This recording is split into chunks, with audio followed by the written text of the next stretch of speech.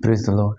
आज के वचन में मैं आप सबों को स्वागत करता हूँ और आज के वचन के लिए हम देखेंगे यहोशू उसका चैप्टर 1 और वर्स 7 और वर्स 8 को। इतना हो कि तू हियाव बांध कर और बहुत दृढ़ होकर जो व्यवस्था मेरे दास मूसा ने तुझे दी है उन सब के अनुसार करने में चौकसी करना और उससे ना तो दाहिने मुड़ना और ना बाएं। तब जहाँ जहाँ तू जाएगा वहाँ वहाँ तेरा काम सफल होगा। व्यवस्था की यह पुस्तक तेरे चित्त से कभी ना उतरने पाए। इसी में दिन रात ध्यान दे रहना, इसलिए कि जो कुछ उसमें लिखा है उसके अनुसार करने की तू चौकसी करे, क्योंकि ऐसा ही करने से तेरे सब काम सफल होंगे और तू प्रभावशाली होगा। परमेश्वर मूसा को चुनता है इसराइल को छुड़ाने के लिए, जब वो मिस्र में रहते हैं और जब मिस्र में इसराइली दुहाई देते हैं परमेश्वर को, क्योंकि वे बड़ी यातना से बड़ी पीड़ा से वो जा रहे थे उस समय में।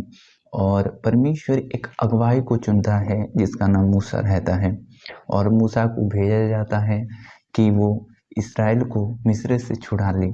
और जो परमेश्वर जो योजना रखी थी उसको मूसा के द्वारा वो पूरा करें। और जब मूसा के समय खत्म हुआ, मूसा की जब डेथ हुई, तब परमेश्वर ने और एक व्यक्ति को चुनता है जिसका नाम यहोशू है। और यहोशू को परमेश्वर एक इंस्ट्रक्शन देता है। परमेश्वर एक क्या बोलते हैं, एक जैसे कि आगे क्या करना है उसको वही देता है। आगे क्या करना है और किस रीति से वो सफल होगा। जो अगुवाई करना था इसराइल को, इसराइल मामूली पीपल नहीं थे, वो मामूली लोग नहीं थे और इसराइल थोड़े नहीं थे, बहुत से थे संख्या में। परमेश्वर ने उनको बहुत बढ़ाया था और इसराइल परमेश्वर के चुने हुए पहले लोग थे और उनको अगुवाई करना ये सहज काम नहीं था, बहुत कठिन था। तो इसलिए परमेश्वर ने यहोशू को क्या बताया कि जो व्यवस्था मूसा के द्वारा उस समय में दी गई थी उसको वो क्या करे, चित्त लगाए, उसको ध्यान रखे, उसको मनन करे और उसके अनुसार वो चौकसी करे, उसके अनुसार वो चले। और जब भी आप किसी काम करते हैं, ये हर एक बात पर लागू होता है, चाहे हम कुछ काम कर रहे हों, चाहे हमारे मिनिस्ट्री में हो, चाहे हम कोई बिजनेस कर रहे हो, सब कामों में परमेश्वर की वचन हमें अगुवाई करता है। परमेश्वर का वचन कहता है जो कुछ तो उसे चौकसी करेगा और जो कुछ करेगा। 7 को पढ़ता हूँ मैं। इतना हो कि तू हियाव बांध कर और सब बहुत दृढ़ होकर जो व्यवस्था मेरे दास मूसा ने तुझे दिखाई है उन सब के अनुसार करने में चौकसी करना और उससे ना तो दाहिने मुड़ना और ना बाएं। तब जहाँ जहाँ तू जाएगा वहाँ वहाँ तेरा काम सफल हो।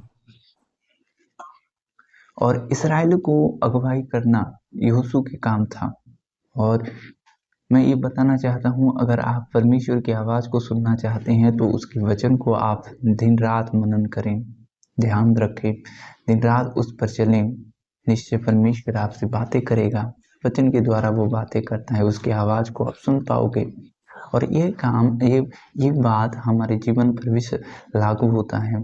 कई बार हम असफल को देखते हैं, कई बार हमारे जीवन में निराशा आता है, कई बार हम परिवार की तकलीफ़ों को देखते हैं, लेकिन उसमें हम कुछ कर नहीं पाते हैं, क्योंकि हम उसके वचन के अनुसार, जो पवित्र वचन में लिखा गया है, उसके अनुसार हम नहीं करते हैं और पीड़ा में फंस जाते हैं। और उस समय यहोशू को व्यवस्था ही दिया गया था और अब क्या दिया गया है हमें? अब हमें ये जीवित वचन दिया गया है जो होल बाइबल है, इसका अनुसार हमें चलना है। परमेश्वर के वचन के अनुसार चलना है और जो कुछ आप करोगे उसमें आपको परमेश्वर सफलता देगा।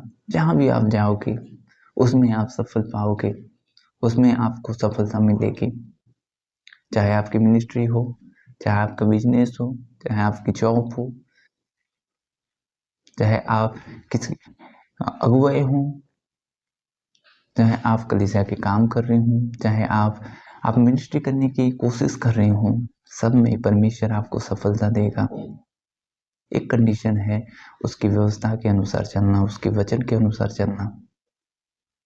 वर्ष 8 में ये लिखा है कि व्यवस्था की यह पुस्तक तेरे चित्त से कभी ना उतरने पाए, ऐसे में इसमें दिन रात ध्यान दे रहना, इसलिए कि जो कुछ उसमें लिखा है उसके अनुसार करने की तू चौकसी करे, क्योंकि ऐसा ही करने से तेरे सब काम सफल होंगे और तू प्रभावशाली होगा।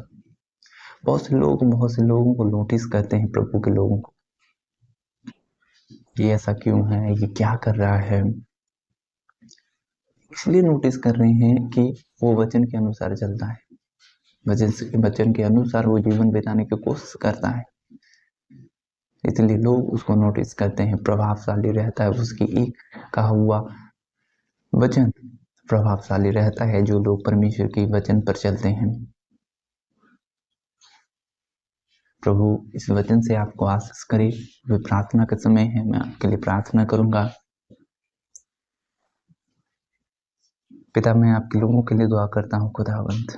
प्यारे प्रभु जी, आपके वचन के अनुसार चलने के लिए आप अनुग्रह करें खुदा, उनके जीवन पर आपकी बढ़ाई हो खुदावंत। हर एक बंधन टूटे यीशु के नाम से, हर एक बंधन टूटे, हर एक बंधन टूटे, हर एक बंधन टूटे यीशु के नाम से। प्यारे प्रभु जी, आपकी इच्छा के अनुसार चलाएं खुदावन, आपके वचनों पर चलने के लिए आप अनुग्रह करें खुदा, आपकी आवाज़ को सुन पाए खुदावन, आपके दिल की बातों को जान पाए खुदावन, ऐसा अनुग्रह करें। ईश्वर के पिता, आपके करीब करने खुदावन। प्यारे प्रभु जी, प्रभु जो कुछ भी करें खुदावन, आपकी वचन के अनुसार करें ताकि वे सफलता पाएं खुदा, ऐसा अनुग्रह करें। प्यारे पिता प्रभु जी, आप छू लें, पवित्र आत्मा उनको छू लें खुदावन, छू लें खुदावन, छू लें खुदावन। प्रभु जी, आप बदल दें उनके जीवन को खुदा, जैसा आप चाहते हैं वैसा करिए खुदावन। प्यारे प्रभु जी, आपकी गहरी उपस्थिति में उनको ले चले खुदावंत। प्यारे प्रभु जी, आपकी स्तुति हो उनके जीवन पर खुदावंत। जो लोग पीड़ा में जकड़े हुए हैं, जो लोग रोग से ग्रसित हुए हैं खुदा, उनके लिए मैं प्रार्थना करता हूँ खुदावंत। यीशु के नाम से हर एक पीड़ा, हर एक रोग उनके जीवन से दूर हो खुदावंत। प्यारे प्रभु जी, आप छू लें उनके जीवन से खुदा, आप टच करें खुदावंत। आपके अनॉइंटेड उनके जीवन पर आए खुदावंत, आपके अभिषेक उनके जीवन पर आए खुदावंत। प्यारे प्रभु जी, आपकी इच्छाओं पर चलाएं खुदावंत, यीशु के नाम से, आमीन। God bless you.